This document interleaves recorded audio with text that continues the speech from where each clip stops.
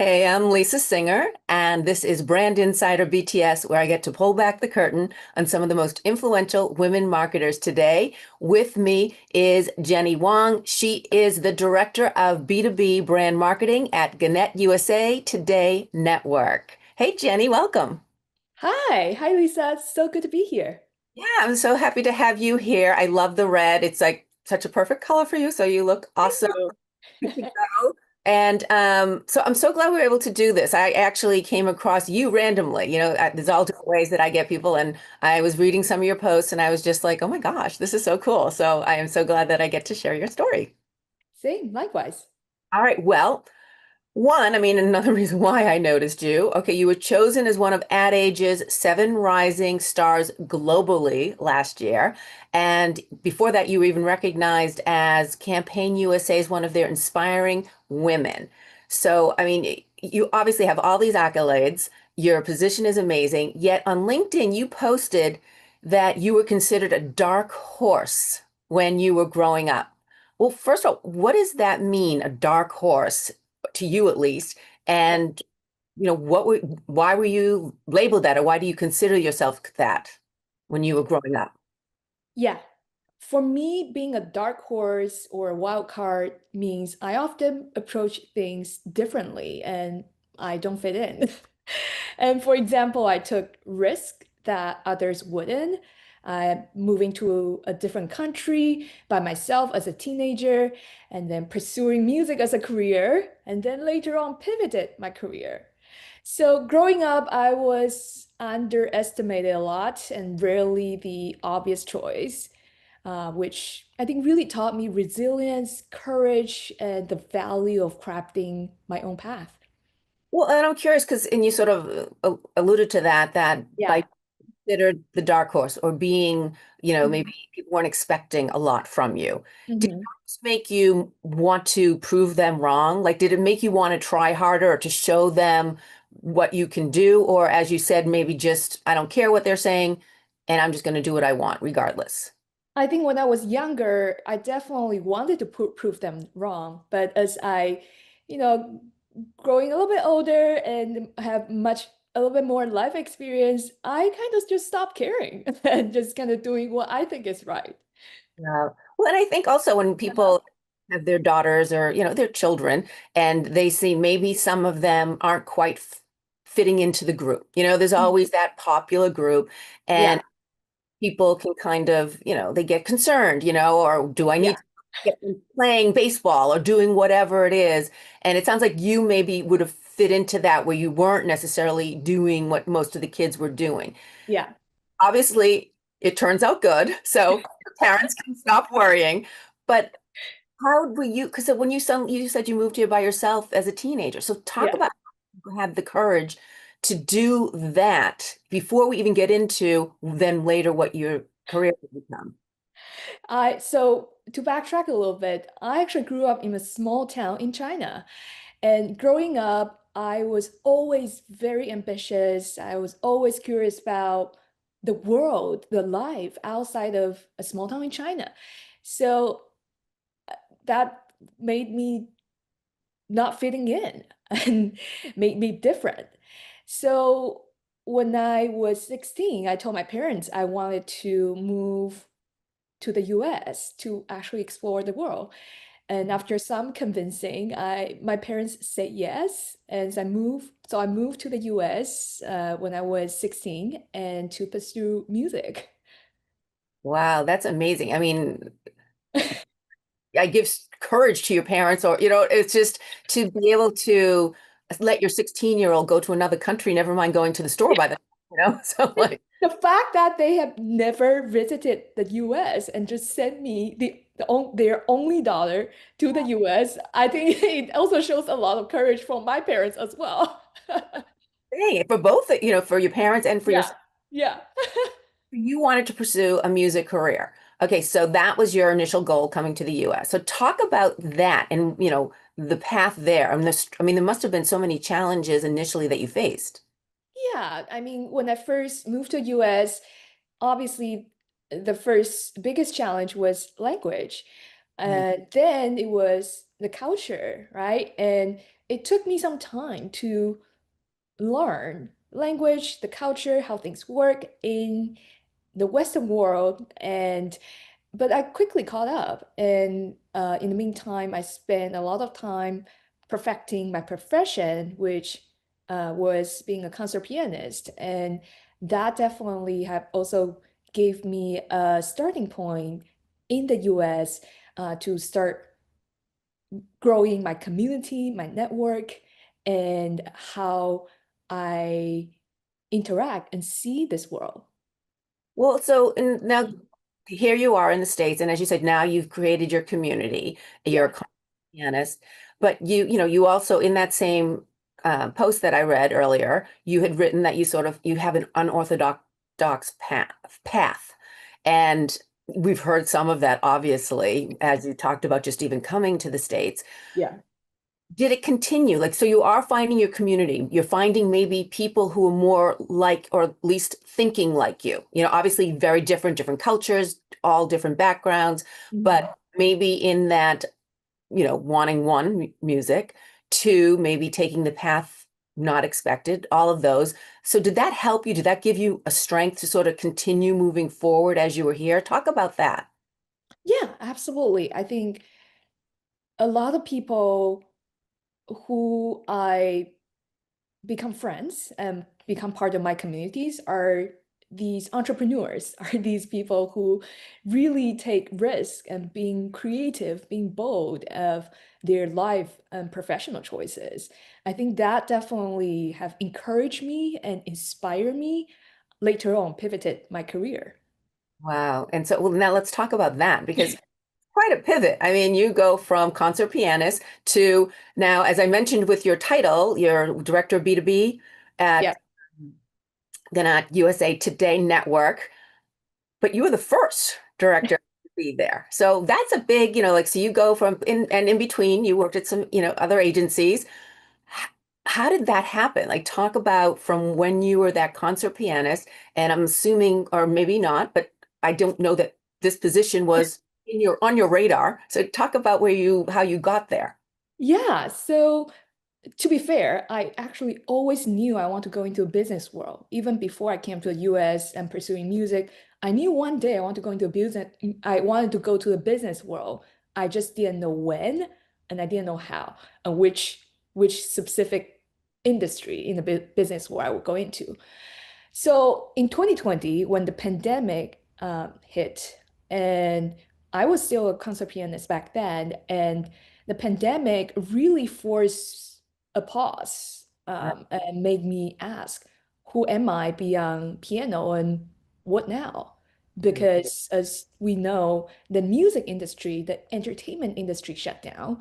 I was a pianist sitting in my room, had nowhere to perform, no idea what to do with my life.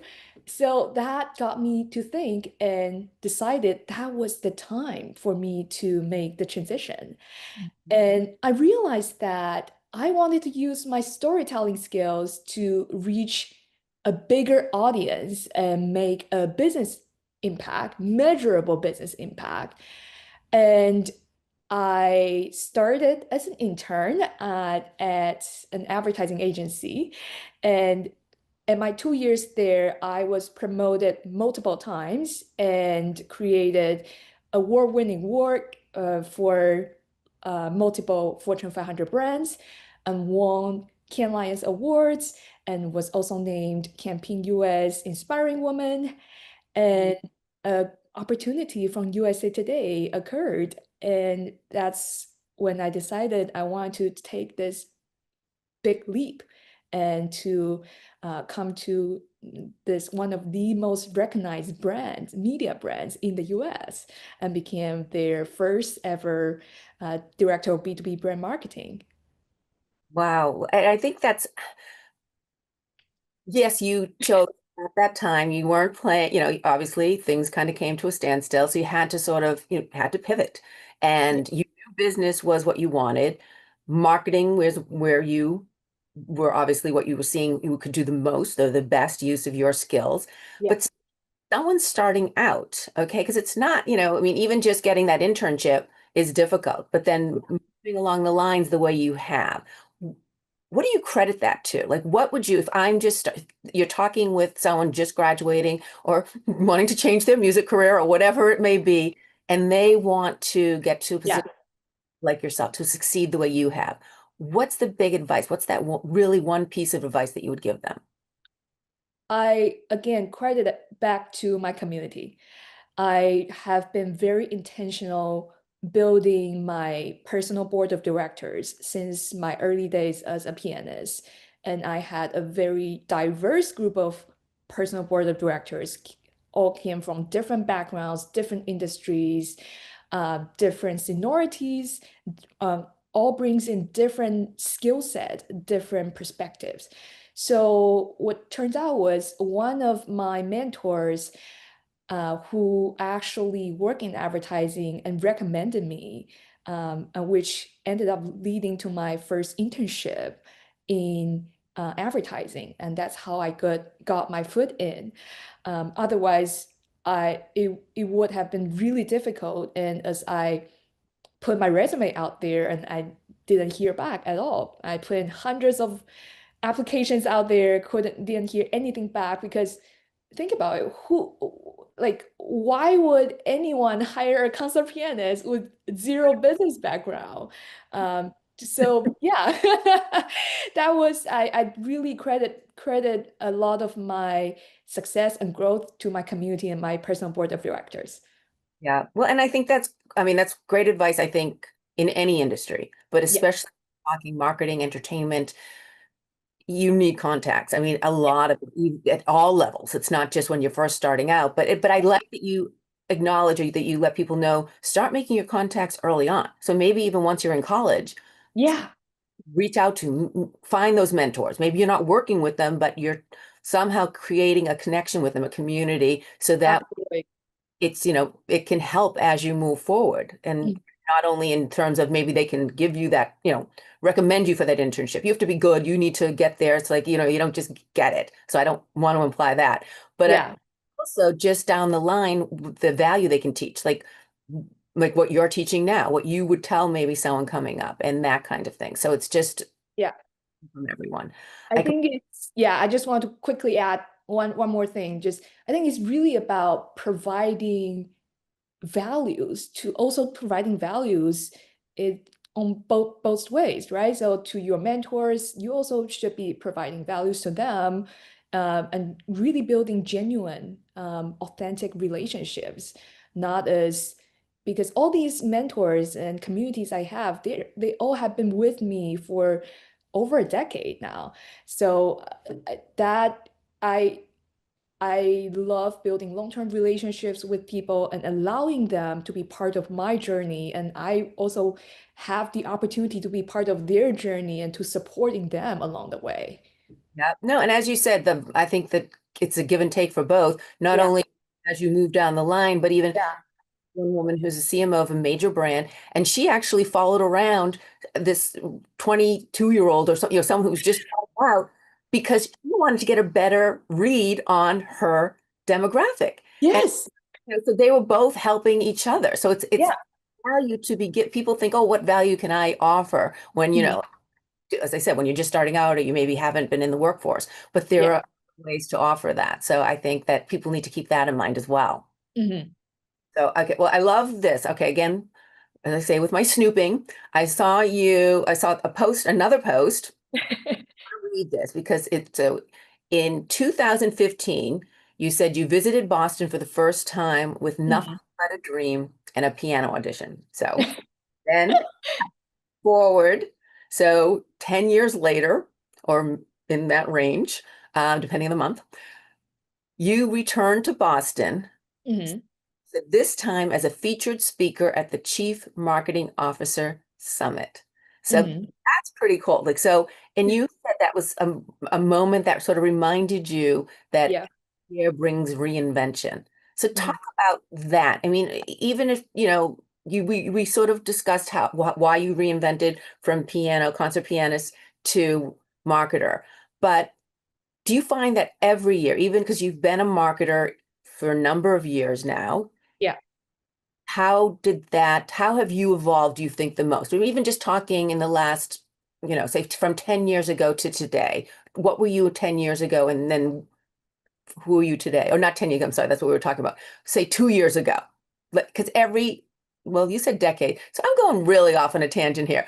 What does that mean to you, the reinvention? Let's just make it simple. I think reinvention is really continuously being curious and continuously grow as a person, as a professional, and continuously learning from others in the industry and outside of the industry. So I think the key here is really to stay curious and stay with the curve of where our society is heading to and where the next opportunity you could reinvent yourself to leverage all your skill sets, your experience, your background to create something even more impactful, even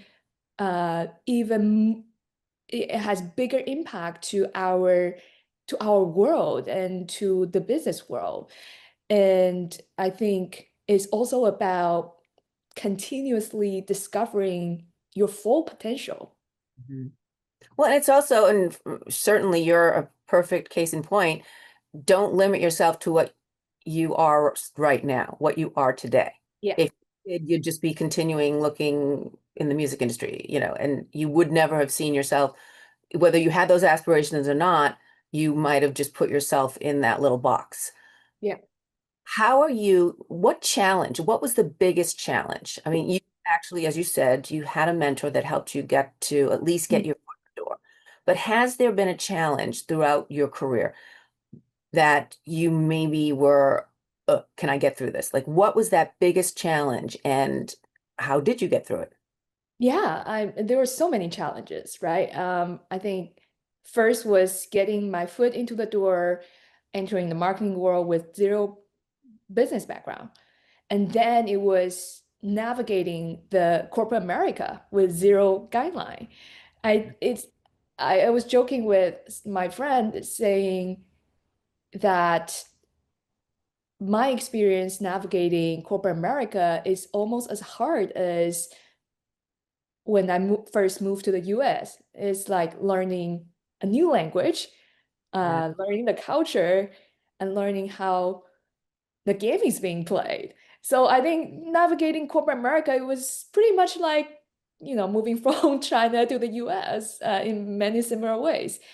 And I think the way I kind of figured it out was obviously being very observant, always being a good listener and try to be involved with as many projects as possible in early on in my career and try to talk to and meet as many people as you can in the company, inside your organization, trying to that will help you quickly understand the culture of the company and the power dynamics and some of the opportunities that could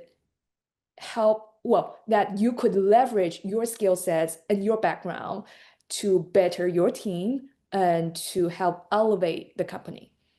Yeah. And well, I mean, and just in the sense of, like, I was starting to say, Mhm. the fact that you were able to, as a teenager, come to another country that you didn't speak the language or know the culture, right there. If you can do that, I would think in your head you might be like, well, I can pretty much get through anything. I mean, did that sort of like that's resilience? A lot of people Yeah. don't have that. It's courage.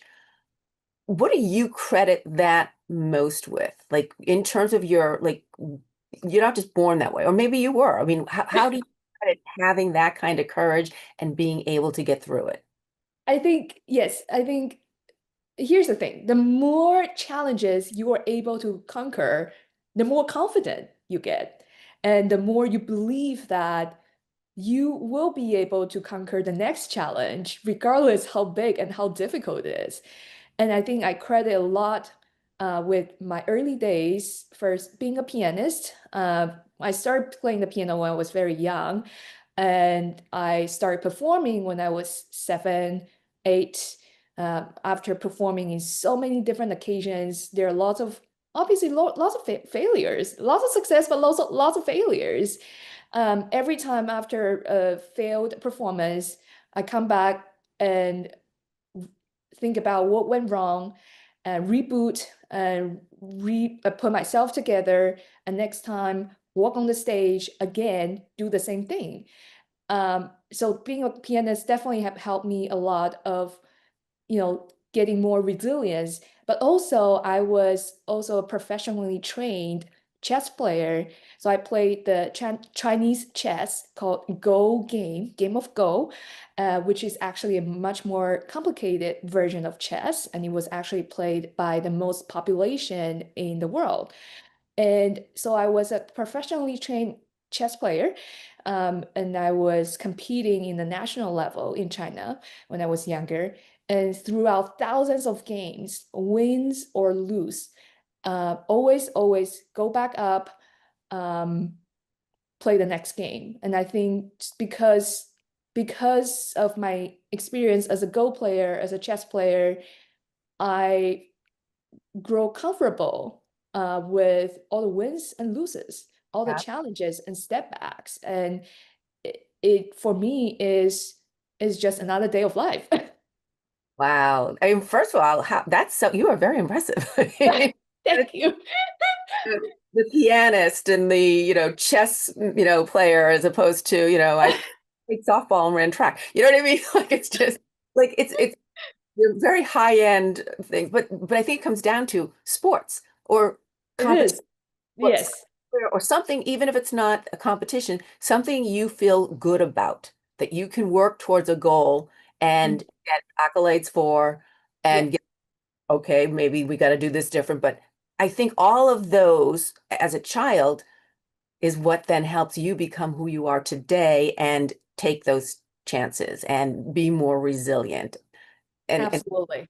the courage and strength. So I Yeah. Well, if there are any parents in the audience, I definitely encourage you to put your kids in at least one instrument and one sport, if allows. I think that really will help your kids to develop those skill sets down the road, to be able to face any challenges and setbacks that life might offer. completely agree. I always go back to that. And so many women like yourself that I speak with, there's something in their background that has, I think there was even a study that a lot of women at really senior level Yeah, executives all had some sort of sport in their background or a competitive, not hobby, but yeah, activity. So, all right. So now I have to say we're going to go switch it over a little bit to just the marketing industry in general. And I yeah. know that you were a judge for the Association of National Advertisers, ANA, and Mhm, for their, let me read it correctly, for the Multicultural and Inclusive Marketing Excellence Awards. mhm. So you said there were a lot of great things that you saw there. But the one thing that's still, like you were saying, like multicultural is important. That people are acknowledging that. They're acknowledging that it's business, that it's a critical part of business. But the problem that you're seeing, or maybe where there still needs to be work, so maybe not problem, but where there still needs to be work, you said authentic storytelling is still a work in progress. So why? What were you seeing, or what are you seeing that you need to see more of? Yeah. So many brands are Sorry. still treating multicultural marketing as a box to check rather than a lived reality, which is over 50% of the American population will be multicultural by 2050. And what that means is brands need to learn how to connect with multicultural consumers. And based on what I've seen as a judge at the ANA Multicultural Excellence Award, what's needed was number one, diverse creators and strategies who need to be part of the decision-making process. And in the early, like creative briefing, um, we need these diverse creators and strategies because they understand not just the language, but also the cultural nuance that only certain communities will understand. So that's number one. And number two is long-term commitment to multiculturals from brands. Like not just one-off campaigns that you think you put in one time, you can connect with the consumers. These consumers are smart. They could tell if this is just a stunt or it's a long-term commitment from the brand who actually stands behind their communities and these multicultural populations. So yeah, these are some of the insights and the suggestions I would offer to some of the brands out there are trying to connect with the multicultural communities. So bring in more people who are multicultural. Like bring in people who maybe it's a different demo, maybe Mhm. it's culture, different ethnicity. I mean, Yeah. whatever it may be, Yeah.